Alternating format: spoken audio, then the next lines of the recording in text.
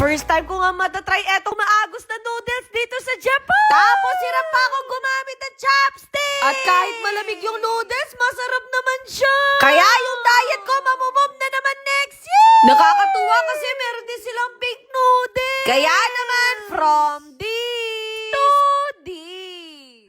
At eto nga, nakapag-check out na kami sa hotel. Sakto, dumating na din yung sundo namin na si Kuya Jonah. Sa EK Japan Travel Moments pala ako nag-avail ng private car service. Kaya talagang napadali yung biyahe namin. Pumunta nga pala kami sa convenience store para bumili ng pagkain. Yung mga nagtatrabaho dito, mas pinipili nilang kumain na lang sa convenience store. Lalo na nagmamadali sila kaya wala na silang time magluto. Kumbaga, hahanap na lang sila ng pagkain na madaling kainin. Buti na lang nandyan yung nanay ko kaya madalas natatanong ko na anong ulam? Kasi kahit ako madalas wala na rin akong time kumain. Kailangan din kasi talaga namin kumain kasi 2 oras yung biyahe. Kaya bumili ako ng spicy chicken ko. Eto din yung madalas na kinakain namin no bunso nung nagtatrabaho kami dito. Opo, pinasukan namin yung factory. Kaya na-experience din namin yung hirap ng buhay sa Japan. Hoy, wag ka lang magdadrama. At sa wakas, nandito na rin tayo. Opo, nasa taas tayo ng bundok ngayon. Dumating nga kami ng alas 9 ng umaga at ganito na yung pila.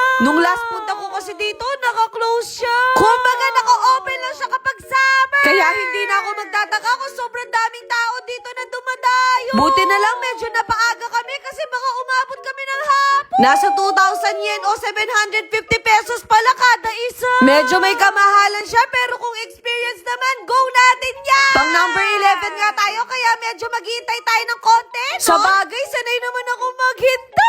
Hoy, wag kang humugo. Sobrang presko nga dito, hindi mo mararamdaman na summer. Sumakto pa dito yung flowing river. Sa totoo lang, natikman ko na tong noodles o tinatawag nilang some. Opo, cool talaga yung noodles niya. Sa una, mawiwerduhan ka pero katagalan, sumasarap siya. May area din dito kung saan ka uupo para makapaghintay. Eto pala yung bamboo kung saan aagos yung noodles. Habang kumakain nga sila, natatakam na ako. Ang tagal na daw ni ate sa Japan pero ngayon niya lang din to may experience. Kaya sabi ko sa kanya, tabihan niya yung pagkain niya, no? Wala silang chair dito kaya uupo tayo sa sahig. Yun yung kagandahan kasi naprepreserve nila yung culture nila. Meron na ding sauce at mochi silang binigay. At nabigla ako, lumabas yung noodles. Sobrang bilis umagos kaya kailangan magaling kayo mag-chopstick, no? Manipis nga lang yung pasta kaya hindi agad kayo mabubusog. In fairness, kahit malamig siya, masarap talaga siya. Tapos add-ons pa yung magandang view. Minuminuto nga may lumalabas na somen kaya kailangan mo siyang kainin agad. Akala ko nga nung una sa isang babo, sama-sama na kaming lahat. Kumbaga, isang babo, isang grupo. Nakakatuwa nga to kasi para lang kami naglalaro, no? Tapos kung sino yung hindi makakuha siya ang talo. Ngayon, si Bunso naman yung titikit. At makikita mo nagustuhan niya rin. Kailangan fast eater ka dito kasi naka-oras talaga siya. Pero na-amaze talaga ako kung sino naka-imbento ng ganito. Pang-anim ko na yata ang noodles to pero hindi pa rin ako nabubusog. At yung pinakalas nga, merong lumabas na big some.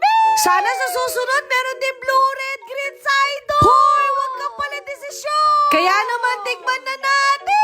Sa totoo lang, hindi ko nagustuhan talaga yung lasa. Kaya bumawi na lang ako dito sa matcha mochi. Kung